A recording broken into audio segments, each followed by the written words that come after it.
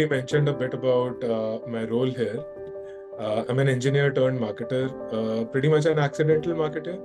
I completed my engineering almost 17 years back, was in core deep technology, satellite communications, etc. Did a master's in information security, at which point I realized I'm more enthused and fascinated by the world of business than tech, and decided to start something of my own about, I think, good 4.5 years or so of that. Gave me a sense of sales and marketing, did a lot of that. Over the last 7 years, I've been mostly entirely focused on marketing. I think when I moved into this space, I realized the marriage of logic and creative thinking is quite beautifully happening here. And I've been here in my current role, 3.5 years at Masai. I was a part of the founding team. Sixth employee here, pre-series seeds funded company to Series B, and 300-member team. Currently head the marketing, communications, and community charters. So yeah, that's sort of where I'm at. In this day and age of internet being very, very pervasive, if you're not a content company while being online, you're going to suffer. And to that effect, the first hires in my team, the first person was generalist growth marketer, and then a copywriter, a designer, a video editor. That's what I started off with. Contrary to a lot of people thinking, okay, you just double down on performance to begin with, and rest of it will come later. I think we invested in that because that is a core belief. And if marketers see it this way, I think they'll be much better off. So one challenge is that there is so much noise, and maybe people are taking this as a tagline, maybe they aren't, maybe they're being serious about it. But people are putting out content for the sake of content. And that creates so much clutter, that creates unfortunately a low benchmark, poor standard. And we are trying to be, I won't say trying to be, but it end up being transactional in terms of what we're doing, right? So content, is it being done for the sake of content, for actually adding value, or is it being done just because we want to get a few more hits on the social media page or the website? The thing is, as a marketer, start with nobody cares. So we tend to sit on a rosy hill where we feel our product is changing somebody's life, our communications are going to make this difference, and so on and so forth. It's also a little more true because I come with a lot of experience with startups, and I genuinely believe that nobody cares. Why should they care? If you start with that statement and then that second question of why should somebody care, that will set you on the right path for creating good content. I am always obsessed with the ICP. And for anybody who's uninitiated, the ideal customer profile. So even I'll take an example as well. Even in the early days of Masai, we were less than 2 years old. We spent about a month and a half doing some user research, came up with our consumer personas, decided which ones to focus on. And that was a document which was fed like a Bible to every single person who was being onboarded. I made sure that people across departments in the company, not just in marketing, go through that, understand, okay, these are the four major personas, two of these are what we are focusing on, and then talk about what do they need and where are they in their lives, and therefore, then how can we help them? So it's a lot of hard work. It's because you really have to take two steps back from where you are.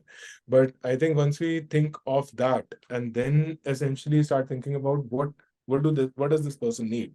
So again, in our context, we are talking to aspiring techies. That's our consumer side of the business. What do they need? Where are they at in life? What are their particular pain points? Why will our communication be any different or mean anything to them when this is such a noisy place? In terms of what we do, there is nothing new. We are training people to become developers. So you can think of colleges, you can think of legacy institutes, you can think of MOOCs, you can think of all sorts of people who are doing that. Why should they care? And once we answered that, once we started working from that as a lens, we were able to get to a point where our CACs were about less than half of our nearest competitor. So that, to me, that is what an ideal content piece is, because if that is working, there is people say this also, it's a bit of a segue, but people say, how do you measure the ROI of content? Maybe you can't do it for every single content piece, you can't do it day in and day out, but if you have a perspective on what is your roadmap, it will definitely be there, and it is very much measured.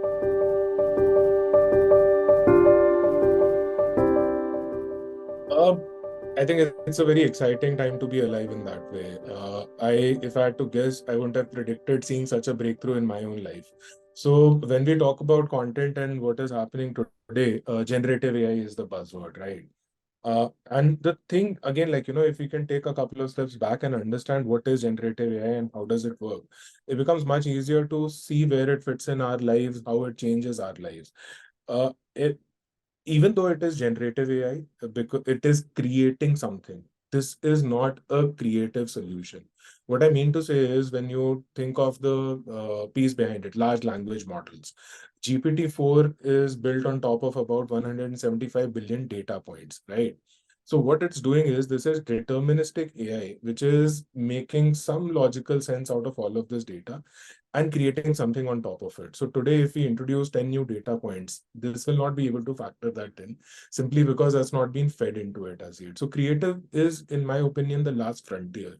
The day, the day we have machines being creative, having an original thought, having, creating something out of thin air, I think all of us can sit on the beach and sip some pina coladas and chill, because then it won't be about just content. It won't be just about marketing. That will, over a very short period of time, subsume everything.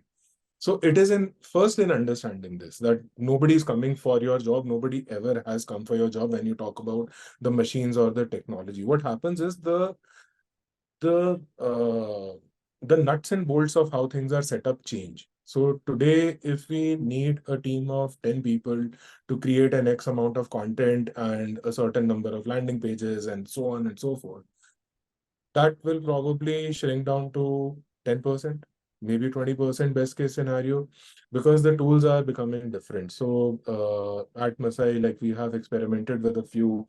We've used Chat GPT, once GPT-4 was launched, became available to our entire leadership to use, not just in the marketing team. Second, we gave access to our content creators to the same tool. And then we've been experimenting with Cohesive and Jasper.ai kind of tools as well, because I think these have been fairly useful. In fact, if I were to say, about a year and a half back, I told my team to try out peppertype.ai, because back then what you guys had built on top of GPT, I think 2.5 or 3, if I'm not mistaken, was fairly interesting as well. And the thing is that this is going to create, for the right mindset, a lot more effectiveness. Because what happens is, good marketing and therefore good content is logic, and then on top of it, you have the creative, right? So we can break very simple breakdowns. You understand your ICP, you understand your USP, you understand the market. So you can build a structure purely with logic. But then how are you going to stand out in all of that noise is going to be creative. Content marketers leveraging technology is not an option anymore. I think it may have been somewhat optional up until generative AI, but I think it's not an optional piece anymore. And you can see it. This is a bit of a long answer, but I think it's important, because we can see it in so many places. So we would run Google Ads. We used one of their tools called Performance Max. Now, Performance Max basically takes a lot of assets and is able to pick out on its own which ones are working better, how to deploy, which ones where to deploy, and so on and so forth.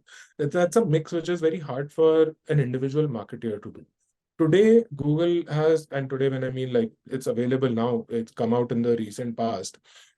They've come out with a little thing within their ad console, where if you have a search ad performing well, you can with one click actually convert that into a GDN creative and run that. So they take just that content and they will basically generate creative for you and actually run that with similar targeting and so on and so forth, whatever is required. So now if you don't understand it, if you can't make sense of this, if you're not leveraging this, then by default you're at a disadvantage.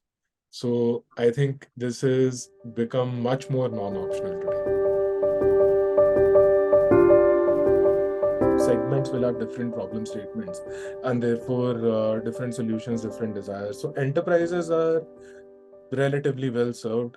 I feel in many ways, even if there is some fragmentation, I think a lot of people have built for large enterprises wherein you could have various tools. I don't want to go into the specifics of that, but let's say from my experience and where I'm at right now, what I would be looking at right now, I would say if there were a place where my team wasn't doing competitor evaluation or the landscape manually to begin with, to then therefore a sense of an analysis of what are the problem areas which are left, what are the gaps which are left, are there any potential blue oceans which can be created within this space, to third, then actually without leaving that, start working on that, create that. Maybe if you can integrate generative AI into something like this, give some examples, give that freedom for people to tweak, to actually build on top of, and then see which ones need to be amplified.